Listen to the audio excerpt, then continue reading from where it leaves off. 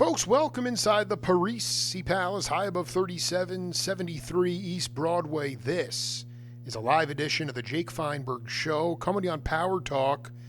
Thank you so much for making us part of your day today. And, you know, you can have the best instrumental band in the world. You can have incredible musicians full of great time feel and technique and facility and love.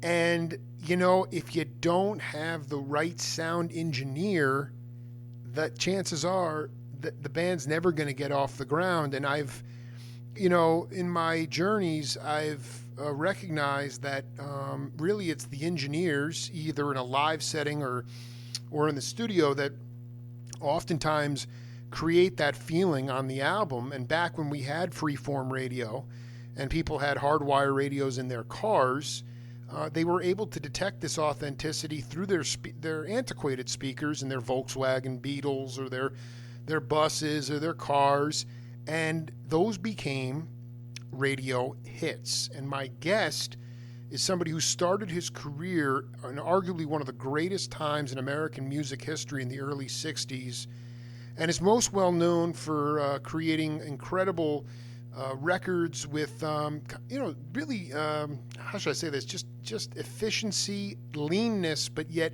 still allowing that fire to come through the recording, which, quite frankly, I don't hear in modern music today. At 42 years old, it's very hard for me to listen to modern music because of the recording process and because of the miking techniques and because of the technology. In many ways, it has superseded the humanity in recording. And it has been it's funny because I reached out to a dear brother, Jim Keltner, a few weeks ago. As I often do, I asked him to hook me up with these cats who often are, you know, not necessarily off the grid, but they're doing other things in their life right now. And I called him once and I called him twice. And the next thing you know, once you get a fire under Keltner, he was calling the musicians union. He was calling this, that. Eventually, he tracked my guest down. They talked for a long time and reconnected, which is another big part of my show, is connection. And now I get a chance to talk to him. What an honor. Bruce Botnick, welcome to the Jake Feinberg Show. Well, thank you, Jake. Pleasure to be here. Pleasure to be with all the music lovers out there. Yeah, it's truly an honor, my friend. You know, I wanted to ask you if you could talk a little bit about the cats that were, I remember talking to an engineer, he wound up doing the sound for the Grateful Dead, was Dan Healy. And he talked about the generation before his really coming out of the Army, and they were very straight cats, the engineers I'm talking about, and they were not interested in long-haired, hippies that had different ways of doing things, but yet I wanted to know if you had any mentors when you got to LA in the studio. I know Bill Putnam was around, but was there anybody that you can pinpoint as somebody that was inspiring to you that was already ensconced in the studio scene? Well, when I got out of high school, because of my father's connections, he was a musician. My mother was a musician. He knew the head of Liberty Records, Cy Warnaker. His son was later on to become a major force in the record business. And he got me a job as an apprentice at Liberty Records recording studio. Liberty Records later on became part of EMI. They were sold, and with another label, Dalton, which had a lot of the Ventures were one of those acts.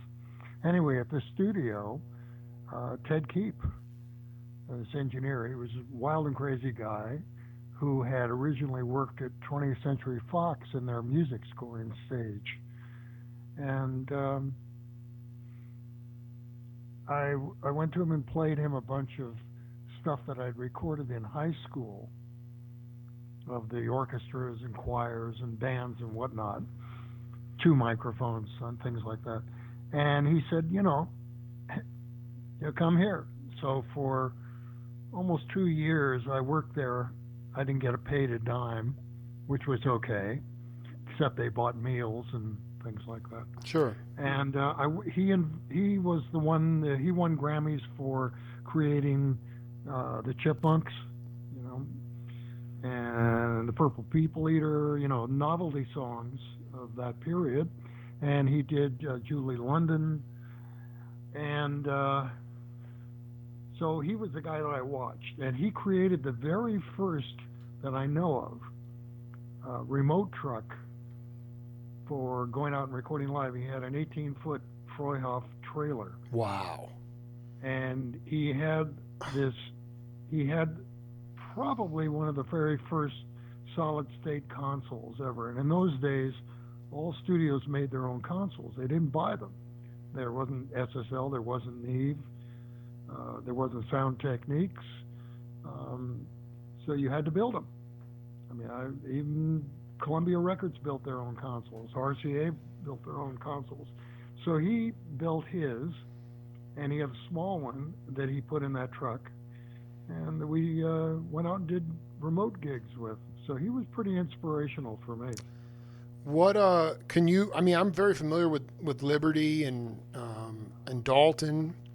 Mm-hmm. Can you talk about some of the live performances that you recorded that got pressed on vinyl?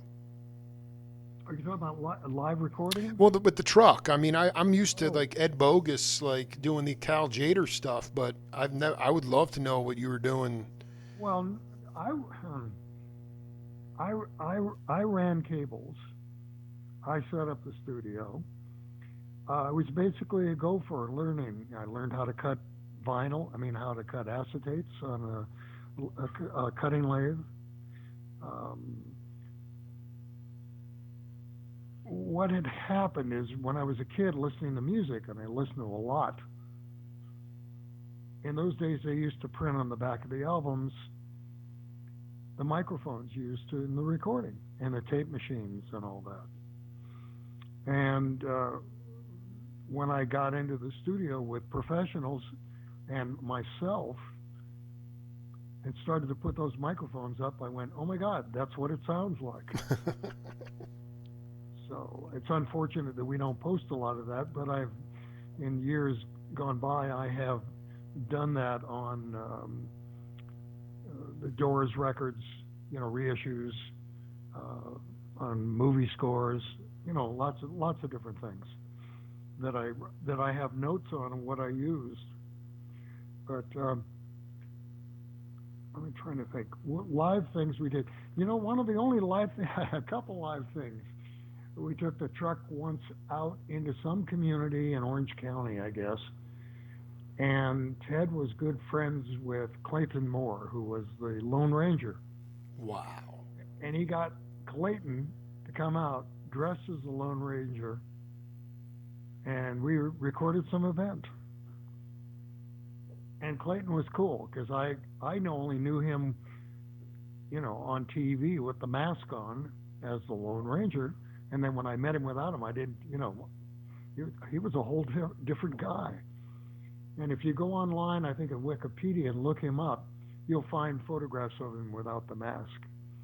But, that was one I remember. And then we did, for Disney, this is moving way down the line, years later, I hired Ted in his truck to record a gospel, Clara Ward singers at Disneyland, because they were playing in one of the theaters at Disneyland in the daytime, and we did a live album at night, and it was really cool. That came out on vinyl. It's on Disneyland Records, Clara Ward singers. I want to read you something. But we did a lot of movie work where I was working a boom and for dialogue recording. So we did a lot of that in the truck, more than album recording. So you would go. It would be like you'd be going out and doing audio for like on the set, like Western films, or you know. Yeah, we did a few. I remember we did I did one film, a Western film, and then I did a kind of a film noir downtown Los Angeles film where I worked booming. That was a great experience. Do you remember the name of that film? No, neither film. I mean, I want to read. They were B less than B movies. It doesn't matter it's only about the sound. And this. Well, it's about the experience. That's true. You're 100% right.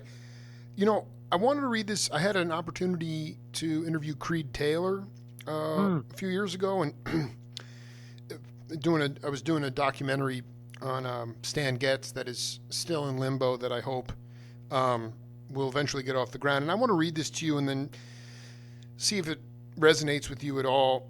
He said, Oliver Nelson and I met several times and talked about the players we wanted to get for the date. We would play tunes on the piano and say, what do you think of this or that? And I said, Oliver, whatever you compose, it's got to be a gem. Let's just see what we can fit into 16 to 18 minutes aside on the LP. We had roughly 36 minutes of music and 18 minutes aside. As you got closer to the center of the vinyl, if you had a bass line, you would have to modify or EQ in order for it to track. I learned this from Rudy Van Gelder, and we had an agreement that what I taught the arranger, keep in mind we're going to time the songs on each side, but when we get to the last track, we are confined to limit the program to 18 minutes because the bass is simply not tracked properly without EQing and reducing the impact of the bass. We had to be true to the physical limitations on music of that time. Is that something? I mean, I found that was stuff that he was doing for Impulse in the early to mid '60s. Did you have to take into account the idea that you only had a certain amount of time on each side of the vinyl and had to accommodate for the bass? Yeah, but the big thing, and I still do this, when I'm EQing and whatnot, I'm still, in my head, I'm cutting vinyl. And lately, we seem to be cutting more for vinyl than making CDs. Physical product in CDs is about gone. There won't be any more. And vinyl seems to have risen from the grave. Absolutely. Which is, I think, is great. It is. And then, as a consequence, when I learned from Ted, and then later on at Sunset Sound from Brian Ross Myron, a great engineer, on disc cutting, and then later on from Wally Traugott at Capitol and Doug Sachs at the Mastering Lab and Bernie Grundman when he was at Contemporary Records and then started his own, went to A&M and then to his own studio, is you learn about the limitations of the medium. And you kind of keep that in mind as far as like sibilance is concerned, what happens with your S's. The big thing in those days, in the 60s, the 70s with vinyl, and before that, when in stereo by having bass, if you put it to the side, which we used to do in the 60s. We had the drums and bass on one side and the guitars on the other, or we had the whole rhythm section on the left, and on the right was brass and strings, and then background vocals, and then the lead vocal. And a lot of times that lead vocal had the bass attached to it. So because those were the two things that you always wanted to have control of on the record, which was the bass and the vocal. Yeah, right. And if they were locked, which in those days we did. So the thing that happens in vinyl, the further in you go, heavy bass tracking is an issue, but not as much as high frequency loss. You really start to lose it. And so, when you mix, you kind of get a feel for what starts to work. But in this day and age, I can do things on vinyl, with Bernie Grundman, that I could not do then. We can cut things where we have a much more latitude. we used to do a thing we called bass something. I can't think of where it is. It takes most of the low frequencies that would have been on either left and right and pumps them into the center so that the disc tracks better. When Rudy was doing his stuff, his automation couldn't compensate for that. So he had to use, low frequency blend, that's what it was. And he couldn't compensate for that. He had his lathe in his control room. I wish I'd ever been able to go there. I mean, very few people got to visit that. No, I was going to ask you if you ever got there. No, Yeah. Nobody was allowed. And I mean, I met him a few times at Mix Magazine Awards, and lovely man. But, you know, there were two places you couldn't go. One was the Rudy's, and the other was Motown Studios in Detroit. Interesting. Because I used to do a lot of Motown. Well, we're not going to jump that. This is so great. I mean, in truth, I just want, you know, I mean, I remember interviewing George Porter from the Meters, and he talked about in a lot of early recordings, you know, maybe in the 50s and in the 60s, the bass drum especially was not incredibly prevalent in the music. No. Drums were still an accompanist instrument. You know, and I mean, can you talk about, and a lot of your early... I'll talk about the kick, the bass drum. Please. That was something that I didn't hear in recordings that I always wanted. And so when I was recording at Liberty Studios as well, mainly doing song demos with Jackie DeShannon and PJ Proby, David Gates from Bread, Leon Russell, you know, all these guys, and the remnants of the band Crickets after Buddy Holly died. And we used to do song demos. I mean, like 3 days a week, and I recorded a lot of them. That's how I, you know, got my feet wet. And I always put a microphone on the kick. Ted didn't. The other engineers I saw, Eddie Brackett at United Recorders, he didn't. Bones Howe started doing it, I remember. And I saw Al Schmidt did it, because I used to go around the studios, United Recorders and RCA, and, you know, visit. I was very precocious at that time. So when I got to Sunset Sound, one of the big things that, you know, like people like Jack Nietzsche, when he came in, he was the arranger for Phil Spector. He got knocked out by the fact that Hal Blaine's snare and his kick were equal. You know, he got that punch on the low end working with the three basses. With three basses, they always had a stand-up bass, Dano Electric, which is kind of really real plunky. Sure. And a Fender with Carol Kay. And so you had all that weight from those basses, and you wanted the kick. So, but that wasn't normal. I mean, those days, a lot of jazz recordings from that era, and just pop recordings, was one microphone overhead. That's what I want to talk to you about. So let me ask you something. I mean, Ted Lead, is that his name? Keep.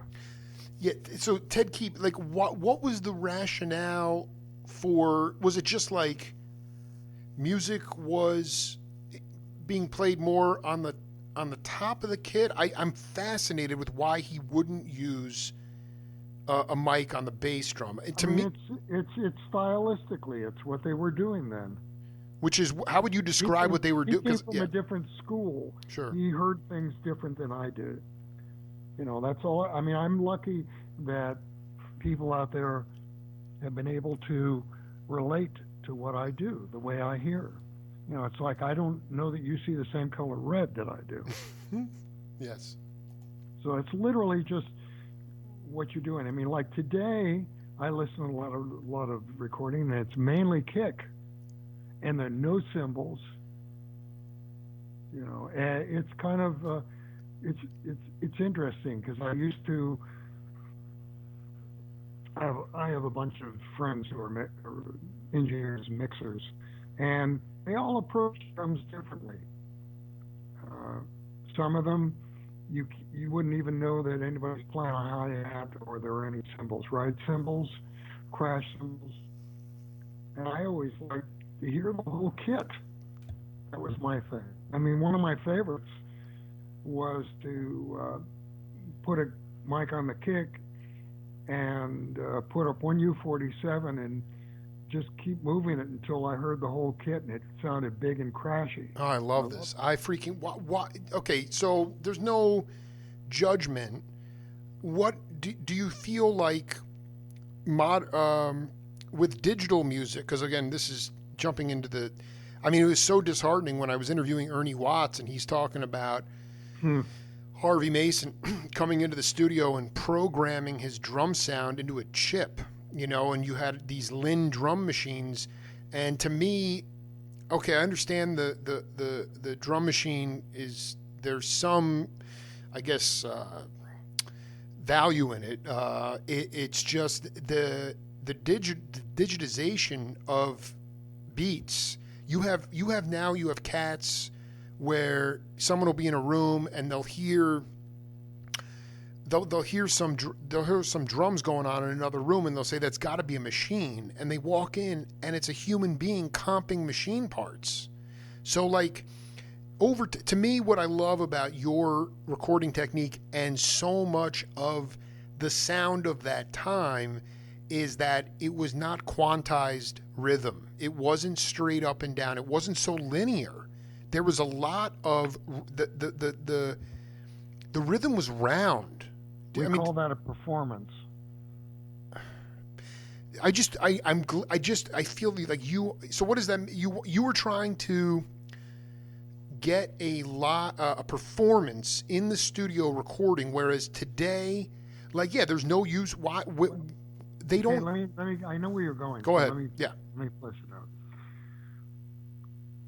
As in the stuff that Rudy Van Gelder was doing and engineers from that era. We grew up, everybody played live in the studio. Overdubbing was not something that was done a lot. Les Paul was one of the very first people to do overdubbing. He built his own 8-track, and he was able to do stuff that none of us could do. In order for us to overdub, we always recorded live, everybody. At most studios in LA, and I believe in New York and London and wherever, in Canada, everybody recorded in one room, and they used gobos and baffles to separate one another. Well, at Sunset Sound, I had the luxury, and this is one of the things that became very attractive. Tutti Camarata, who owned Sunset Sound and at one time was the head of London Records and was the head of Disneyland Records as their head of A&R and all. He came up with the idea of building a vocal booth so that he could put Annette Funicello or whoever in the booth and get isolation from the band. Because he didn't like the fact that there was all this leakage. You basically couldn't use any of the orchestra mics because it was so loud coming into the vocals. And if you go back and listen to the Frank Sinatra recordings and Dean Martin stuff from Capitol and Nat King Cole, they all recorded in one room, but they had baffles around them, so to kind of build a little environment. But Tutti did that. And in the back of the studio, we had a mastering room, a disc mastering room. And I remember talking to Tutti, and he said, we ought to move this mastering room to the back, to another space. I said, yeah. I said, and I told him, I said, can't we convert that into a string room for putting strings in? Because we always used to record strings live. And so over the weekend, believe it or not, we moved the mastering room, cut a hole in the wall, put in glass, put a refrigerator door on, which is what all over Sunset Sound has. And we were able to do things that none of the other studios could. Record live strings and not have the rhythm leaking in it, so you could get that tight punch on the drums and the rhythm section. And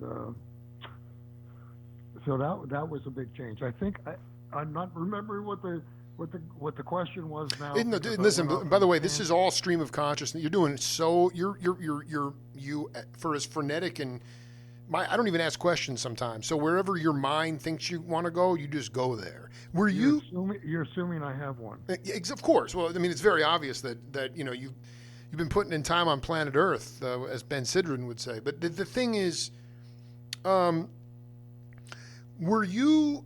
I read somewhere. Were you a jazz head? I mean, your folks were musicians, but I like music.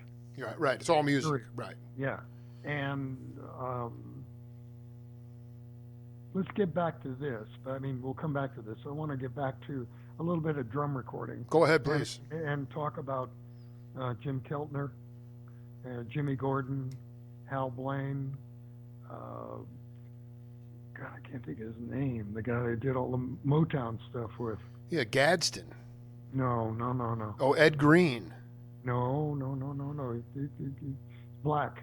I'll think of his name. It wasn't James Gadsden? Nope. Was it Spider Rice? No, Spider Webb? Gadsden was East Coast.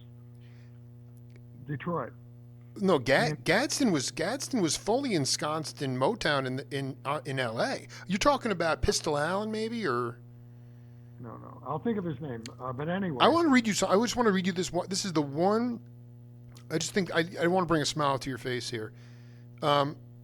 This is what I haven't sent you all the Keltner interviews yet, but he said in one of them, he said, I really liked Densmore's drum sound and the way he played. At the time, their producer-engineer, Bruce Botnick, was engineering most of the stuff I was doing. And I asked Bruce, hey man, why can't you get me the drums to sound like John on those great Doors records I'm hearing on the radio? Bruce laughed and said, John's always telling me, why can't you get my toms to sound like Keltner's?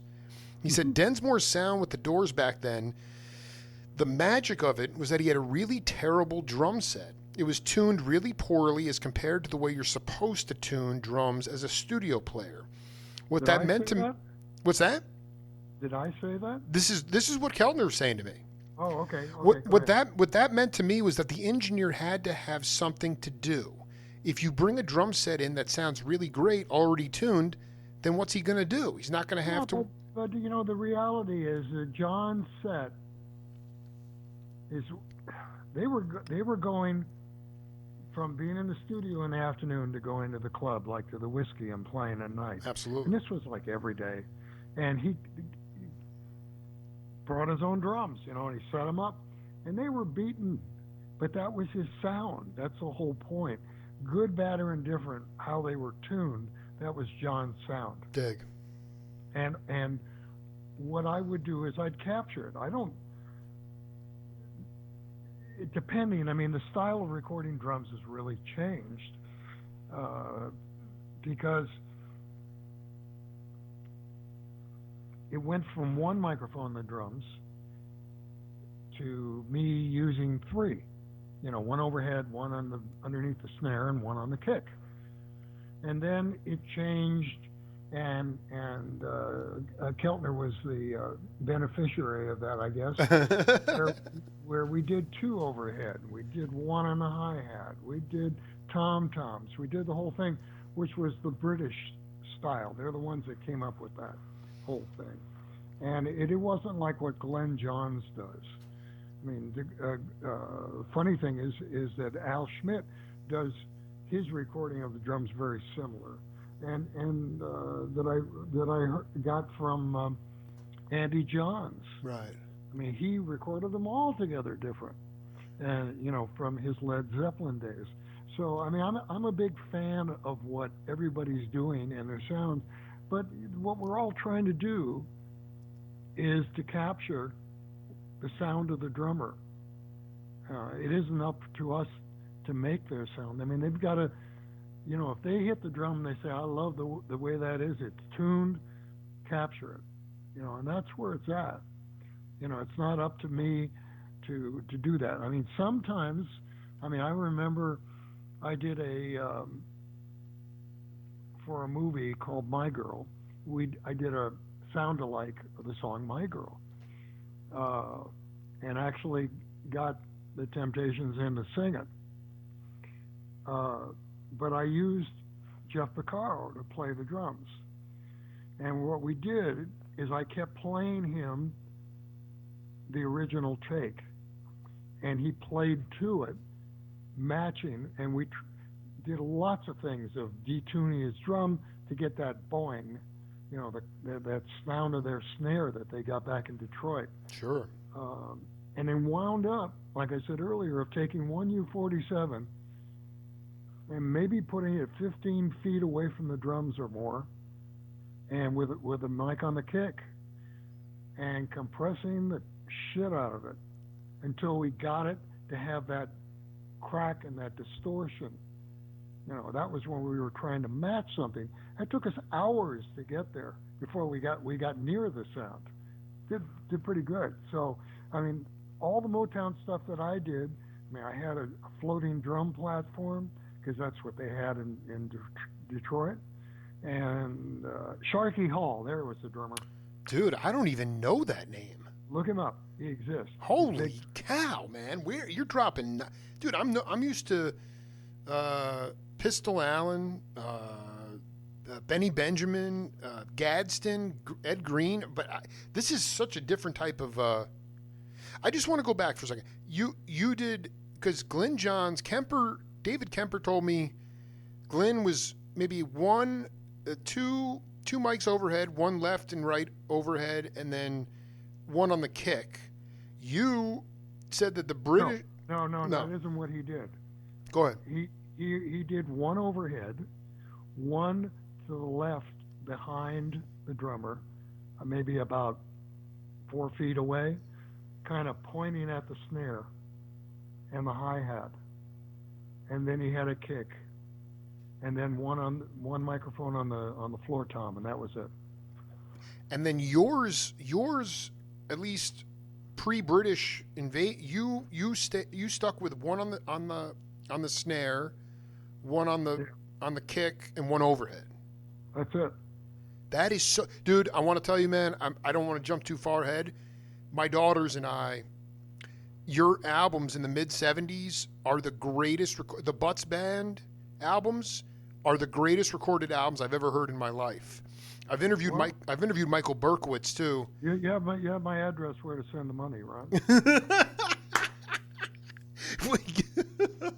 Dude, man, I wore out these copies, man. Both of those albums. I'm like, that's when I first got hip to Botnick. If you really want to know, those albums are so freaking.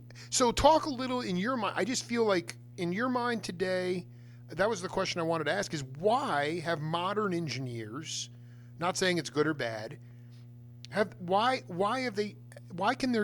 their ears only hear a very compacted, compressed sound, no cymbals, no crash cymbals? I mean, I have no idea.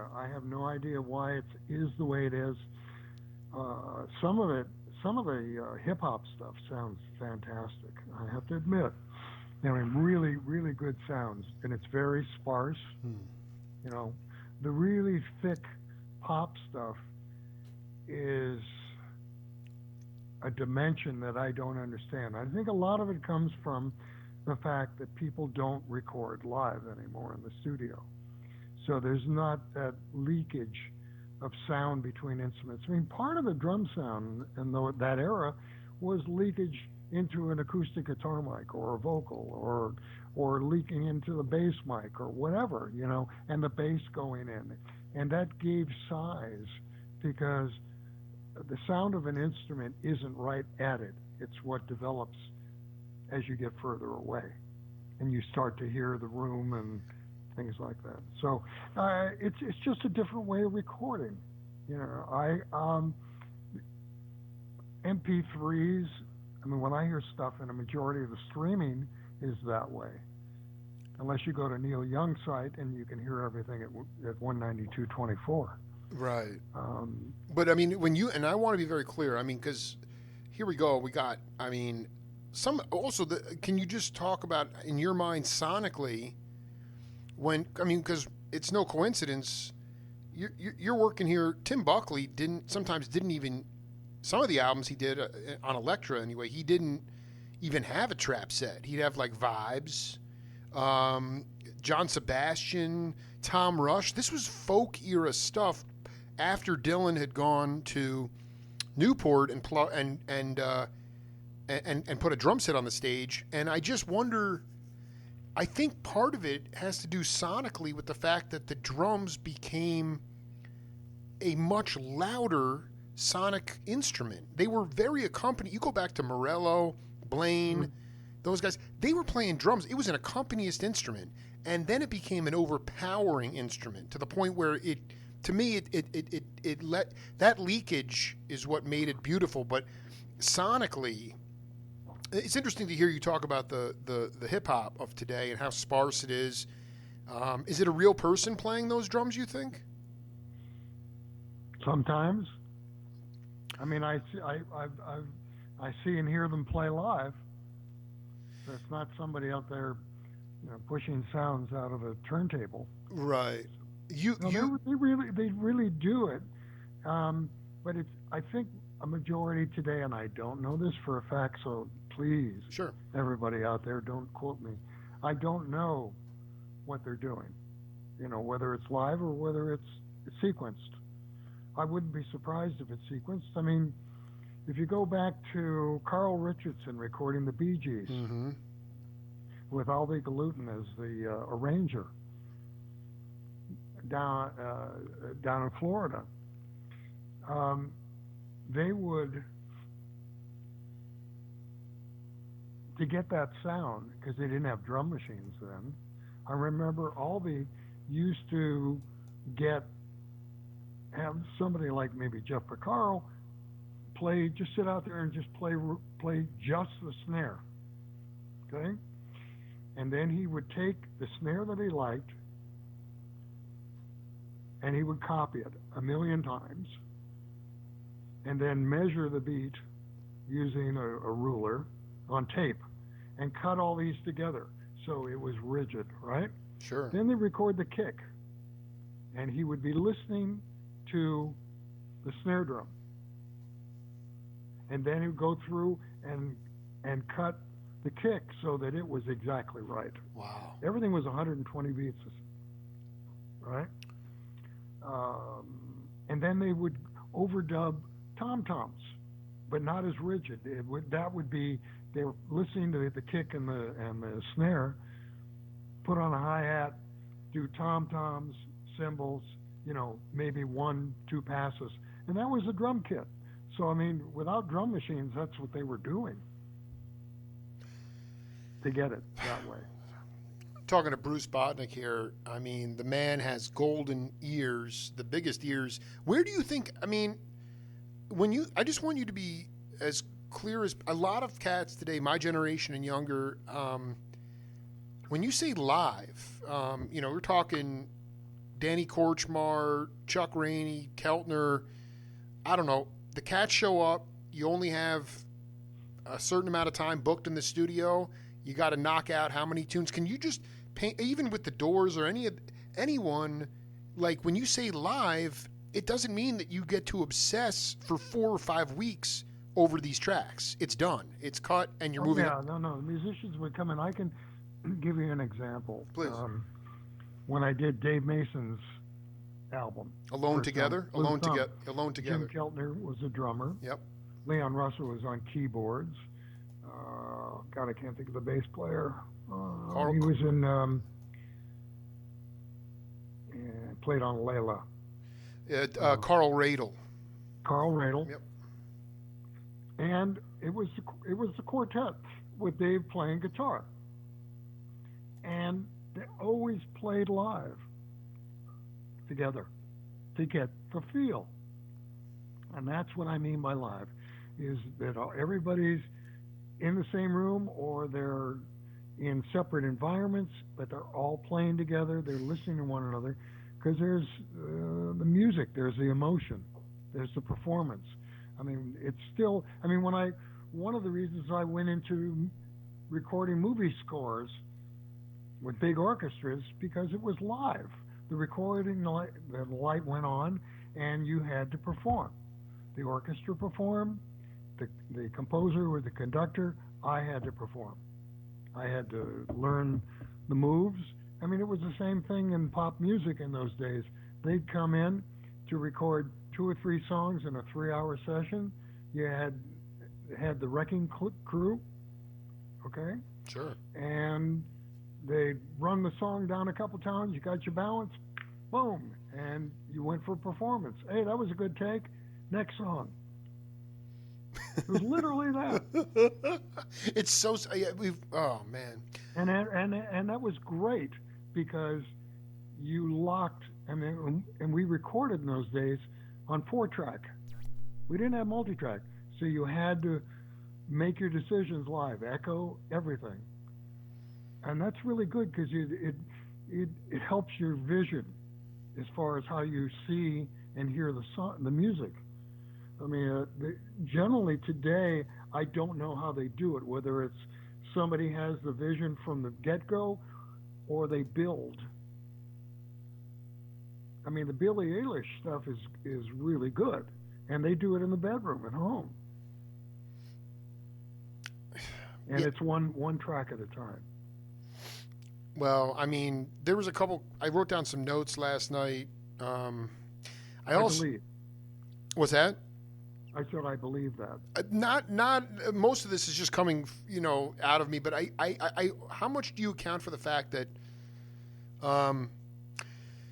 that these cats, and I'm talking about Pete Jolly, Julius Wechner, Amel, rest in peace, Keltner, Densmore. Densmore was getting his skull broken open by Art Blakey and Elvin Jones. These guys were all jazzers. They all had huge ears, and they were like, even Phil Upchurch. You go to the Blue Thumb stuff you did with Tommy, that stuff. Those guys, he was ensconced in the studio scenes in Chicago with antiquated technology. I mean, even they had huge. It wasn't antiquated at the time. It was what it was. It was the cutting edge. Yeah, I shouldn't say antiquated in the studio. I mean, playing. Those guys played live. Yeah. Let me go back to Ted Keep. Please. He custom built a 4-track machine. It was the first one that anybody had. Ted Keep. Before 8-track, and he did that specifically for the Chipmunks, and even found a way to put a variac, which is a controller like a volume control, but to control electricity, that he could set with a frequency counter to slow the machine down, so when Ross Bagdasarian sang and then they put it back up to speed, it was the Chipmunks. And it wasn't just a matter of going from 7.5 IPS to 15 IPS. This was in the cracks that they experimented with until they got it nailed. So the technology was evolving, and I feel blessed that I was able to do things live. That doesn't discount anything individually that's done today. No, and I was just saying, like, a lot of those, it wasn't necessarily the studio stuff was antiquated. It was a lot of these guys had experience on the bandstand with PA systems that were their ears were huge. They could hear everything. Let's go back to Jim Keltner. Sure. And, he played a lot live. A lot. I mean, he wasn't just a studio guy. And one of the things that absolutely blew me away, because I'm a big fan of drummers. I'm a big fan of all musicians, but drummers in particular, because they got a great sense of humor. and they're very sensitive people, and they lay it down. And Jim, the way he laid the backbeat down was unlike anybody else I'd ever been around. He played on somewhere on the backside of the beat, not really laid back, but not on the beat or ahead of the beat. He was somewhere in that crack, and it's the way he would drop the hammer, you know, and what it did is it created a great groove and a funkiness that a lot of bass players got into. You know, I mean, Densmore always says that the drummer and the bass player are brothers, you know, because Right. they get down and they lock, especially, you know, in the kick and the snare. And when you hear how different drummers, where they put the beat, like Hal Blaine was always right on top of it, and if anything, a little bit ahead. And then you go back to Keltner, where he was on the backside of the beat. I mean, totally unique. I mean, I have no closest guy that came the closest to that probably might have been Jeff Beccaro. And then, you know, all the work I did with Tony Williams. I mean, there's a jazz guy that moved into fusion, and his sound and the way he played. I mean, there were times when I'd look at him when he was playing that he was really going, and they were powering, and I'd see him. He was like a jockey on a horse, where he wasn't sitting on his stool. He was literally on the heels of his feet, because he was controlling the hi-hat and the kick at the same time, literally off the ground, off his chair, playing. And it was, I mean, every drummer has their own style, their own feel, and their own sound.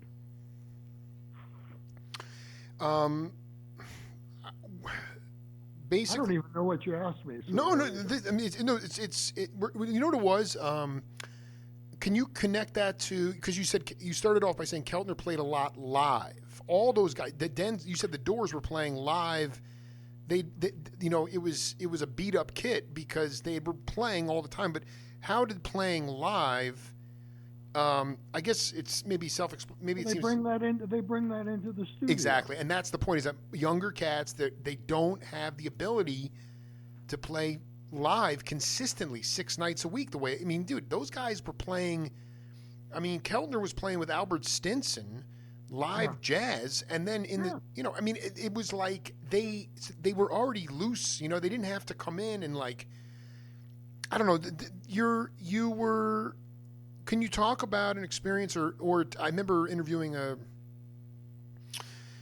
engineer up in the Bay Area, Stephen Quinn Barncard, and he said that you know, sometimes David Crosby or Jerry Garcia, those cats, you know, the musicians always believe they can do a better take, and you know, the engineer is like, no, that's it, you're done, that's perfect. And it happened with David Spinoza on the Meters album, Right Place, Wrong Time, when Arif Mardin and Dr. John pulled him into the studio in Atlantic, and they you know, he was on his way to a jingle date, and they said, just lay down a guitar solo, and he clammed a note, and he was like, let me do it again. They're like, nope, that was perfect.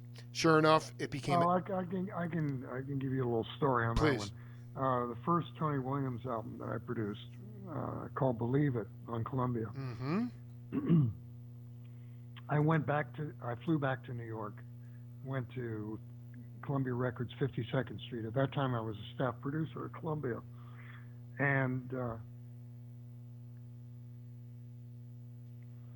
we had approximately an hour and a half.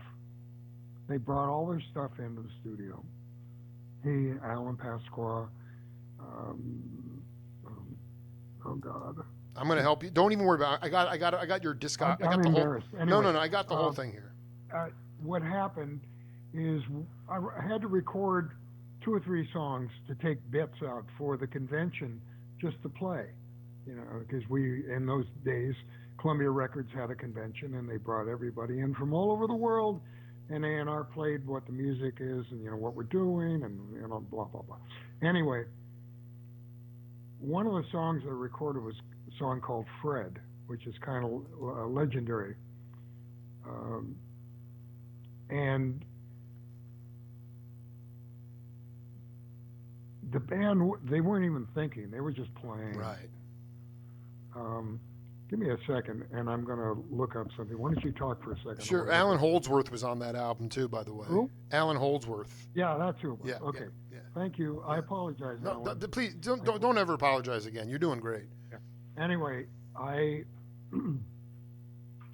when we said to record the album for real, about a month or so later, I came back to New York, and he wanted to do it again. Alan did, Holdsworth, and I said, okay, but I think you nailed it, mistakes and all, because there's some clams in there. There's some rhythmical things that Tony didn't hit on, but the feel was so extraordinary, it shouldn't be changed. So I said, okay. So we went in and we tried to record it again. It just didn't rise to that spark. And then I said, okay, Alan, that's not working. I said, but you want to try playing the solo on the recording that we did as the demo? And he said, yeah, I'd like to do that. And he did it, and it was perfect. And it sucked. And I told him that. Yeah. I said, man, we're going out with all the warts on it. Right. And it proved to be true because it became legendary. That solo and all. I mean, it's just emotionally, it's just spectacular. And Tony Newton on bass, Alan Pasqua on keyboard, piano, all of them. Yeah. And Tony Williams. Yeah, it's full of flaws, but boy, does it feel good. And that's jazz. That's so. Did you work? I just want to be clear. Curtis Amy, were you working with him on this with him? Yeah, I did. Tutti Camarata had his own label called Coliseum Records. Right. And we did an album with Curtis. And that's how I met Curtis. When you, I just am curious about, like, did you start working in the studios?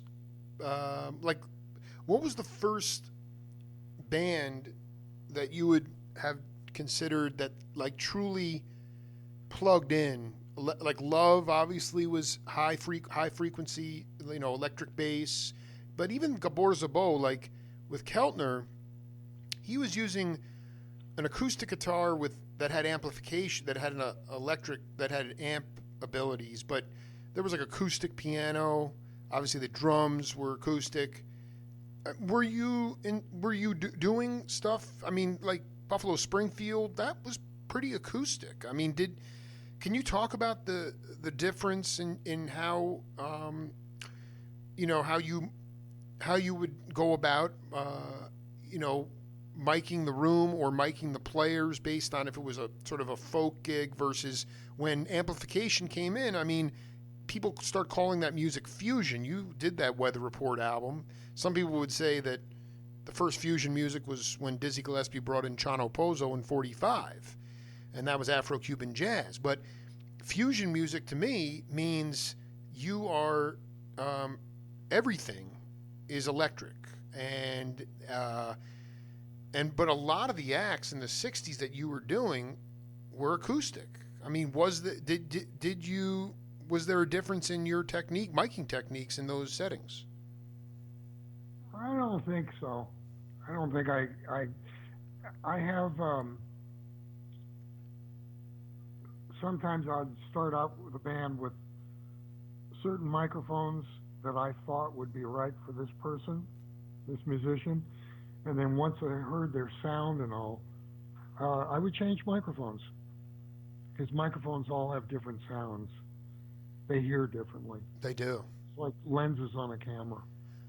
What were your go? So you did the Ewer 4. What were your go-to mics? I love this. Well, for drums, it was always Sony's C37, which is a tube microphone, which was Sony's version of the Telefunken U47, but it didn't look like it. And then the 47. It again, it depended on the music and what you're trying to do, or trying to realize, because you're trying to realize the artist's sound and give that to the public. I like to believe that I'm invisible, because my name's not on the front of the album. No, it's on the back of the album. Every time I see Botnick's name over and over and over again. Yeah, so I'm just saying that, it's like you got a palette, you're like a painter. You got a palette of color, and the microphones are like the different colors on the palette. It's like when I do my big movie scores. Very rarely would I use exactly the same thing, depending on what the score was like. I had the option, the ability to go and listen ahead of time to what the composer was composing, because a lot of them were using samples or playing keyboards in, and they'd record it because they had to show it to the director and get the director to be on board. So I would have a good idea of where it was going before we got in there, so that I could stage everything accordingly. It's like, at Sunset Sound, I was in one room all the time. All the time. I knew every inch of that room, what it sounded like. If I put the drums in the center of the room versus up against a brick wall, so depending on the actor was coming in would change the setup. And like with the days when I was doing a lot of stuff with the Wrecking Crew, and even with the Doors, because the day would start off in the morning at 9 o'clock in the morning doing commercials, radio commercials, and then from say 2 to 5 it was pop music, and then in the evening it was rock and roll for 3 hours, 4 hours, because it cost more to record at night. So everybody tried to lay off that in those days. So you basically have a basic setup. The microphones are what you use all the time. You know what they're going to do, and if something isn't working, you can change it. But basically, I had the luxury of being in one room all the time. It's like for a while I had that at Capitol Record Studio, when the studio in its original form.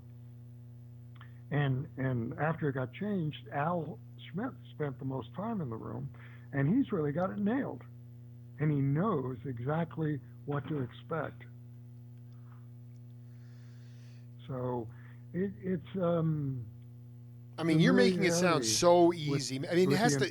Yeah, I think that's the thing, is that I think people today, for whatever reason, are obsessed because we have all this technology that can fix things, that they are obsessed with perfection, and they have forgotten about a feel. Even this conversation, we'll hang up the phone. You're going to be like, I don't even know what I just said, but it felt good, hopefully, But, to me, it's like, did you, I wrote down this name last night. Did you connect with Henry Mancini at any point? Yeah. Can you talk about Mancini? Did he? But I didn't record. I didn't record with him. That was one of the dreams that I had. But because I see this one thing here early in young Botnick's career. It was Batman that was the Ventures Batman TV things. I thought the TV stuff you might have been working with Mancini. Well, I did that with the Ventures, but I also did it with Tommy LaPuma producing with an organ player, and I can't think of his name, for A&M, or it was a single that we did, and that was pretty cool. I remember that one. The Ventures were a whole different planet. These guys, talk about recording live. They came in totally ready and played live. and we used to record direct to mono, stereo, and a 4-track machine. And from 10 to 1, we do side 1. Yep. From 2 to 5, we do side 2. Cut it all together, cut the masters, lacquer masters that night, and in a couple of days, the album would be out. That is, and would you consider those guys? I think that's kind of the magic of the. I mean, being someone who just is an omnivore when it comes to music. Did you find it invigorating? I mean, the Wrecking Crew. I mean, forget about it. I mean, those guys burned like. I love listening to like Tommy Tedesco albums with Jimmy Bond and Amel, and they go through all the music. It's not, there's no genre. It's just, did you enjoy working with skiffle players, surf players, guys that really were self-taught, because they weren't so hung up on. That's kind of a two-part question. I mean, when Holtz, the musicians of that era, myself included, and it was a period of growth, and nobody was poo-pooing any style of music, and they borrowed. I saw a lot of jazz guys borrow, like the first Love album that I did, Love. Da Capo? Yeah, huh? Da Capo, is that what it's called? No. It's called Love. It was the first self-titled, yeah. Then it was Da Capo, and then it was Forever Changes. Mm-hmm. But that album influenced a lot of jazz musicians, believe it or not. In what way? At least West Coast jazz musicians. I was doing a lot of jazz recording for World Pacific Records, Pacific Jazz. You were? So, they listened, and because jazz at that time was trying to find itself and to be relevant, because the days of the 50s, bebop and all, it was over.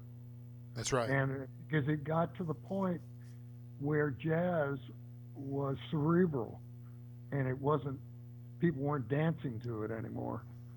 And through history, if you look at popular music, people dance to it.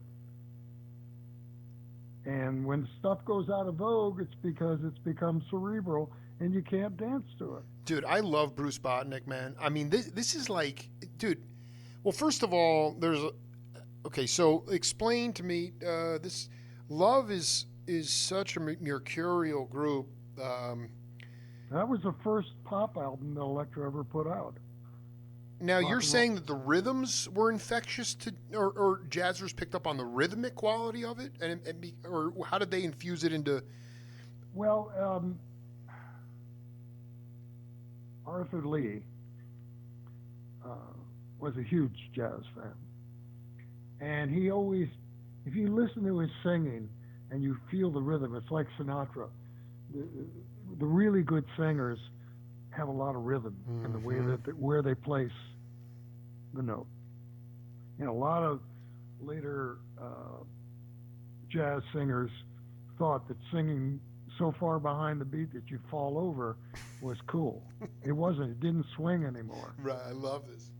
And Arthur was really good at that. And a little story that I'll tell you that I think I've mentioned before is that when we were doing Forever Changes, we always did the vocals live, even though we'd replace them, so that, the guys were playing. And they were hearing the rhythm of the singer, and, it all worked together. Benny Goodman, this was at Western Recorders Studio 1. And Benny Goodman was in Studio 2. Now, he was on in years, but for some reason he was there playing. That is unreal. And then he happened to hear what we're doing, and he came down the hall and came in, and he sat down next to me, and he was listening. And he said to me, that cat knows jazz about Arthur Holy because the way he was cow. praising his vocals. Oh my God, this is great. And if you listen to Arthur singing, you can really hear it. Now this is the first album, 66. No, this is Forever Changes. Forever Changes, 67. Goodman was in the studio listening. Hmm? Goodman was with you in the studio. Well, he came in for 15 minutes or something like that. I mean, you're kidding? I nearly fell over backwards. Dude, You know, I would the have. legend I mean, walking in the that room. would have been. Oh my God, unbelievable. You just blew my mind here again. All Music Guide. Not sure if you're hip to that or not. Sure. They have a very wonderful. You want to talk about the deepest bag for an engineer I've ever seen. A ton of Botnick, but I don't see any credits as it relates to Dick Bach and World Pacific. So, were you doing Alu Raka, Buddy Rich? Tell me a little bit about No, I did stuff. the single. Chet Baker. I did an album. You did a Chet Baker. Wait, don't even gloss over that. Well, let's talk about. But I got to say, and it was arranged by Jack Nietzsche. It was a takeoff on the Tijuana Brass. Okay. Really? So it wasn't a click, quote unquote, jazz album. It was an album that Dick Bach put together to get some money into Chet's life because Chet, he was out. Yeah. was a heroin addict. Yeah. To try and save him.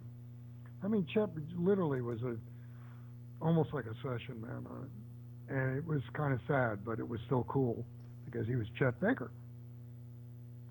And oh God, I can't think of the saxophonist. Harold Land. No, I didn't get a chance to work with her. I mean, I worked with all those guys as session musicians on jazz stuff, a lot of West Coast stuff, big bands, backing up singers.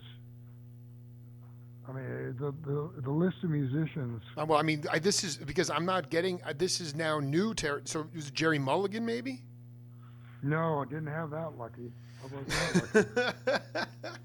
Dude, No, I mean, this is on. So you're, because I mean, World Pacific. There was like, the folk swingers, and Hal Blaine would play drums on that. I mean, there was some weird. That was the weirdest, coolest, eccentric label I've ever seen. Well, Pacific Jazz and World Pacific. I mean, he's the one that brought Ravi Shankar into the world. Did you work with Ravi? Did you record him? No, I worked on an album of his daughter Anushka with him, and he was a very dear person. Anushka. Yeah, his daughter. She's the foremost player in the world today. On sitar. Oh, by the way, I believe I know this. You worked with Bud Shank, didn't you? Yes, that's what I'm talking about. That was one of the albums. Okay, so there was one album that you never worked with. I believe it was Louis Hayes, Gary Peacock, Bud Shank, and Ravi Shankar, World Pacific. I mean, you want to talk about... I didn't do that one. I would have loved to have done that one. What was it? I worked with Bud for many, many, many years, but as a session musician on movie scores. Sure. He played in the, I mean, that's the thing about the musicians in L.A., the jazzers, couldn't make a living being a jazz musician, so they did studio work and then, at night went to the clubs and played. Tell me a little bit about what kind of instrument did you play? What kind of musicality I played saxophone for a while. I wasn't very good at it, but I played. And in the same vein as were you trying to? I mean, there was a magic going on in that time. I mean, were you somebody that you were trying to channel maybe like a Stan Getz kind of feel or No. I just I knew early on that I wanted to do what I wound up doing. I'm sure. When I was in junior high school, because I used to go to sessions with my parents. My father when he was in the orchestra, my mother when she was music copyist, and I was always more interested in what was going on in the control room and what was going on in the studio. So I kind of was there. I mean, I played the saxophone in school, in high school,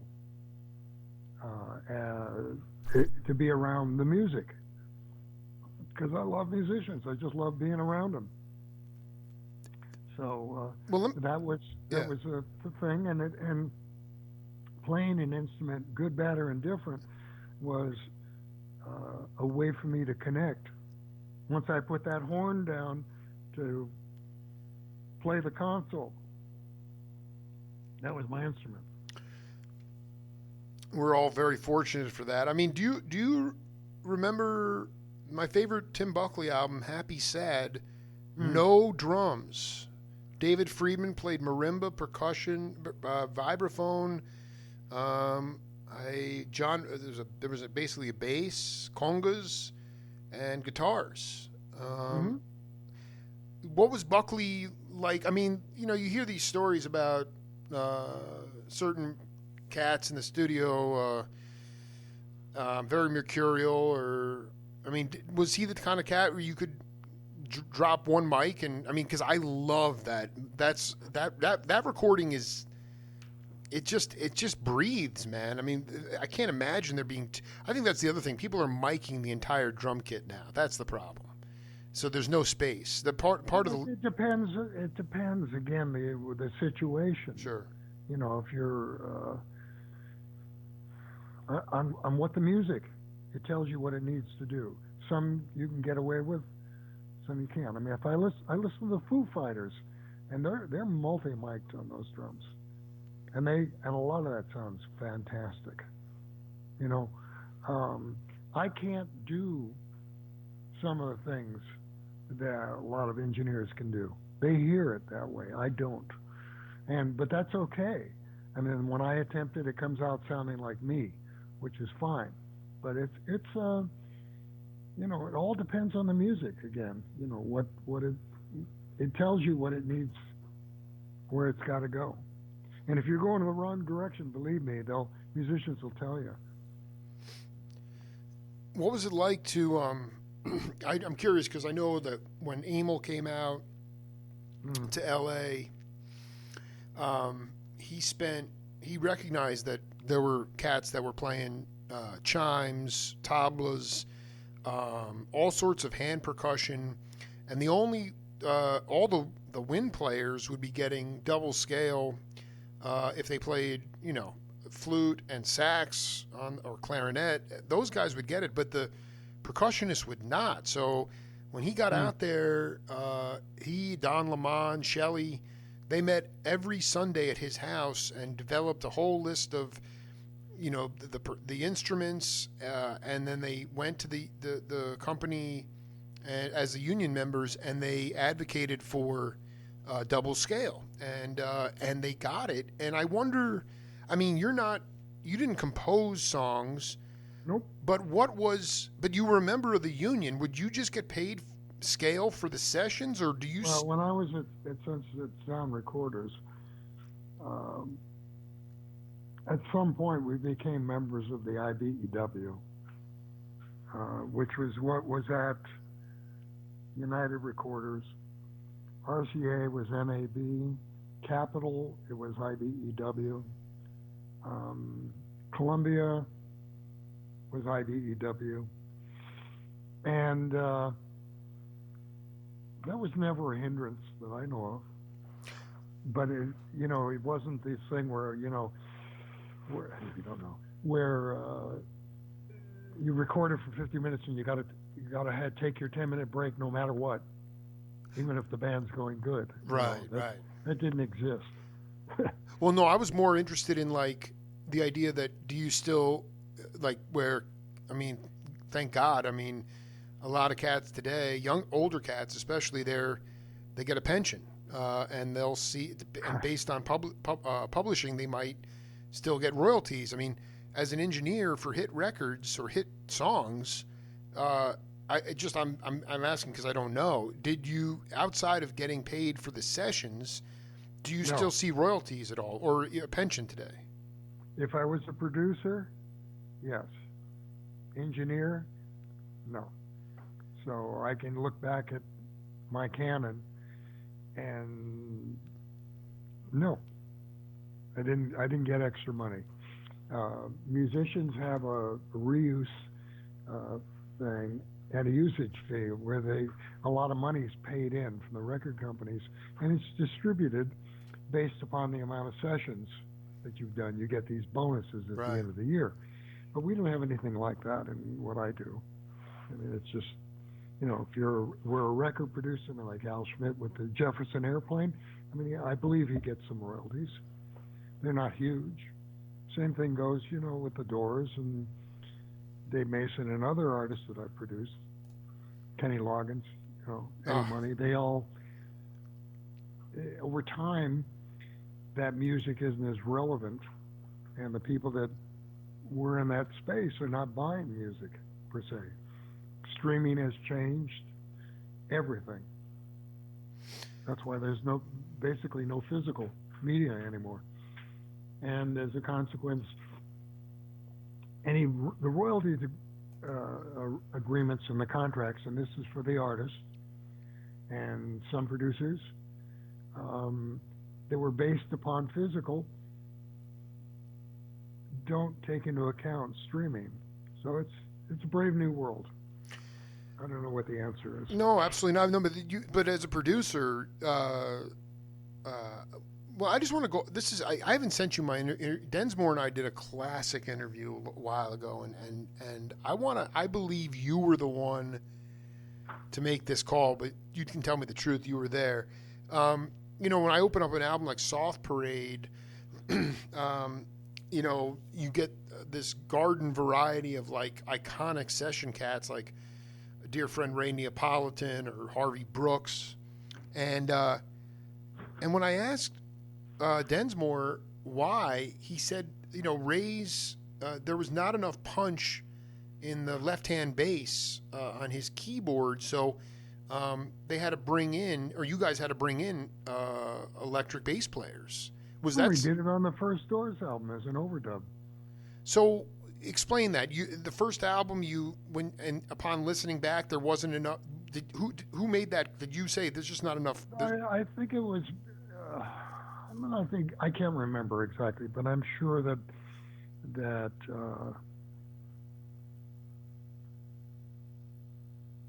I think it was probably the six of us, the four Doors, and Paul Rothchild, and myself, made that decision, in talking about it. And I recommended the musician that we overdubbed, and that filled up a track on the 4-track. Wow. And this was this Light My Fire? Yeah, it's one of the songs. I think there were like about half of the album was overdubbed with bass afterwards. So we had the piano bass and the Fender bass playing together. Right. So I'm just curious, like in that context with those guys, if it had worked out that there was enough punch with Ray's left hand. Well, from when we went into the second album with Doug Lubon, we used a live bass player from that point on in the studio. We did not record with a live bass, and Ray was free to play proper left hand. He didn't have to have, lefty. That's what he used to call his left hand, who played the piano bass. So absolutely. Do you have any memories of Keltner and Jim Gordon played double drums with Mad Dogs and Englishmen. Mm-hmm. There was some work he did with John Clemmer. What was it like? Do you have a memory of double bass? Of double drums, miking double drums? Oh yeah, I did a lot of it. I did with Les Dudek's album "Say No More." I brought in Tony Williams and Jeff Beccaro. Dudek told me that. He said, but you brought them in. Let's just be clear. Well, I was a producer. Mm-hmm. And I talked to the artist. I brought Tony Williams in for Ray Manzarek's Golden Scarab album. That's what my I mean, dude, the Solar Boat, those Botnick, man. I guess I just do cats like. Are you still available for people if they reach out to you? Yeah, I mean, I did a Grammy Award-winning album last year with Mon Lafayette, a Latin American album. It was very popular. Was there anything fundamentally, like, in terms of using Pro Tools, or I mean, are you still basically working off this? Pro Tools is just a recording medium. It's no different than the 16 and the 24, the 8-track machines we use. So it's just something to capture.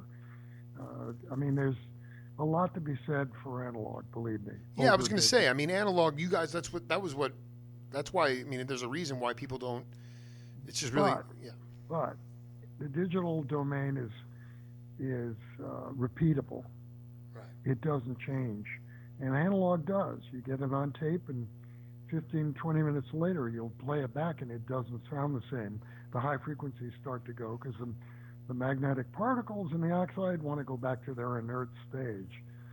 So, I mean, I've done tests where we ran analog and digital and immediately did a playback locked together, and the analog was kicking ass. And then maybe half an hour later, play them. Oh, it's not sounding as good as the digital. So tell me, I mean, how much can you talk about this? Why did it win the Grammy? But I mean, what was the, your process? Has your process really changed fundamentally since you began? Was there anything different? Like, why did they even come search for you just because of your name? I don't know. He was a big fan of Tony Williams, the producer. And so he came to me and said, do this album. And they rehearsed for a couple of days. They brought musicians in from South America, from Brazil, from New York, from New Jersey, some from out here. And they rehearsed for a couple of days. And then we went into Capitol. And we recorded everything. Everybody was playing live. She was singing live. I mean, it was two percussionists and a drummer, keyboardist,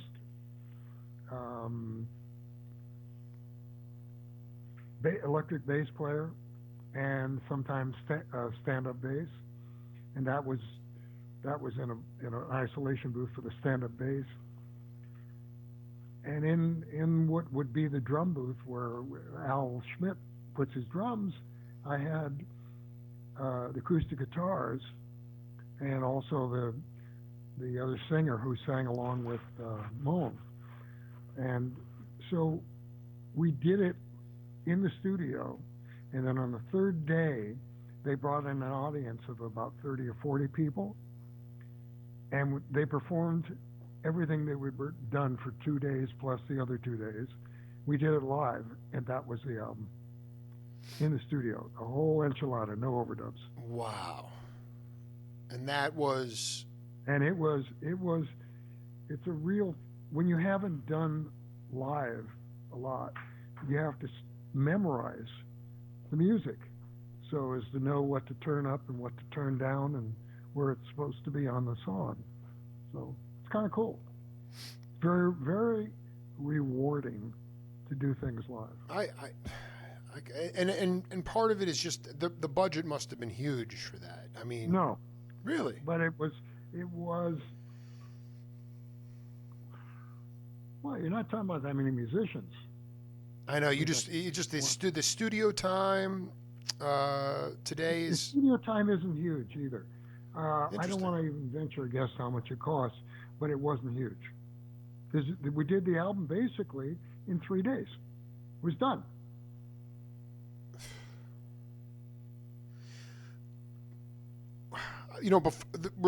We've been cooking for 90. I want to do set 2 with you if you're up for it in the new year. I didn't need to be that emphatic. Excuse me. I didn't mean to scare anybody. No, you're fine. I want to end this set Good, because I'm hungry. I need I know. lunch. I can tell you. I mean, your brain. We've been really working. You've been dropping so much knowledge. Um, okay, I'm just going to go through the 4 L's of my program with Bruce Botnick here. What is your concept of leadership, especially as a producer, and what are the most important qualities of leadership in the studio? I really believe for you to say you were already well ensconced in your career when you told Alan Holdsworth, warts and all, we're going forward. Today, a lot of people, they want to please the artist, they want to kowtow. You had to learn to stand up for yourself. So what are the qualities of leadership in the studio for Bruce Botnick? Be a good listener. Pay attention to the artist, their emotion, what's going down, and try to make an environment which is very creative. And if it's not working, don't do it, because that puts a stigma in everybody's head. You know, like my room, if I go in there and I'm mixing and it just doesn't sound right, I'll lock the door and go home. Come back later. I may get all of a sudden wake up at 3 o'clock in the morning and then, want to do it. Right. And go in and do it. And you just have to pay attention to the emotions and not use the word no too much. I love that. So, but I have to guide everybody to get to that point where you're not conscious. It's fair to say that early in your career was it hard for you to get to that point to say, I have to walk away from this and come back to it later? No, because I wasn't I wasn't the producer. Right. What is your I never left the studio anyway. I would sleep on the couch. Why did I want to go home? For what reason? When I got married is when I started going home. I dig. No, it's beautiful, man. What is your concept of love? Respect. Right. Is it the same? Yep. I think it's important. Respect is actually the most important thing. I heard, Jim Keltner wax eloquently. Dude, you want to talk about tears, man. I love that. I know it's hard to come up with the poetry that Keltner can come up with. The musicians that I've been blessed to work with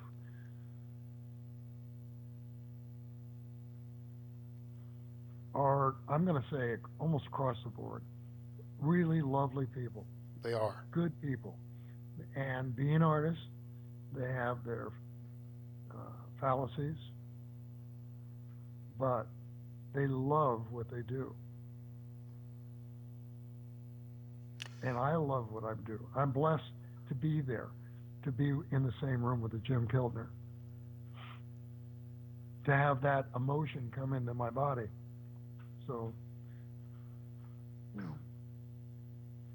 RESPECT. That's what it means to me, respect. Absolutely. And can you talk about a time in your career when, you weren't a musician, but a lot of these guys overcame a lot and went through some very dark times. And I wonder if there was a time in your career when you faced some adversity and what it was and how you overcame it and how it made you just a stronger person constitutionally. I try to pay attention to if I'm thinking too much. You want to get in the spirit mind, not the thinking mind. Yeah, I have an adage I like to use with musicians and just in general. Don't think too much. It's dangerous because then you're not allowing yourself to just be. It's like Chevy Chase said in Caddyshack, be the ball. Oh, my dude. Listen to you. Oh, my God. So it's be the ball. No. You can overthink things. Yeah. You can lose the emotion. and it becomes really, and it doesn't move people. And that's why live recording is magical, because Hmm. you don't have time to think. You don't have time to think, you just do. Right, exactly. All right, listen, All your favorite jazz recordings are literally that. I mean, dude, you can, the visceral, the burning nature of the music I love. It's there's no, everyone is just in the spirit mind, man, and it's and I think that um yeah, I mean, you wanted to be in it and you set the table for that, and that to me is legacy, Bruce Botnick. And so we just cooked here for um 95 minutes. Let's Can we do set two in like maybe January? Sure. Beautiful. Look Mark, up Sharkey Hall, everybody. Sharkey Hall. Sharkeyhall. The drummer on so much of the West Coast Motown stuff. You just blew my, and you're talking about like the Gene Page, like that era Motown. Yeah, yeah, yeah, yeah. Also, uh, a song that I did with he played on "Ooh Baby, Baby I Love You" for VJ Records. Oh my God. God, I can't. Fred Hughes was the artist. Oh my. Great song, great sound. I mean, it was just the chart was so cool. Is he still with us? Is Sharky still around? I have no idea. All right. All I know is he would come in, set up his drums, very meticulous, and his cymbals were always polished. It was like a mirror. It was fantastic, and they sounded great. Um, Bruce, thank you for taking the time, man. It was. I'll have this up later tonight. It was. Thank you for dropping knowledge, and please know that um, your legacy will continue to grow as we move on here. In fact, most of my show, I recognize, will be completely salient long after I've left this planet. But I'm totally cool with that, and because I know what I'm doing, I'm on the righteous path, and I've also discovered, and like you said, the musicians by and large that you were your peers and that you grew up with and recorded are incredibly decent people, and we need that more than ever in today's time. So I find generally music and artists are very sensitive and aware. absolutely. And why wouldn't you want to be surrounded by that? I mean, the political nature of the country right now has forgotten about the arts, and that is so that joy is not in people's hearts.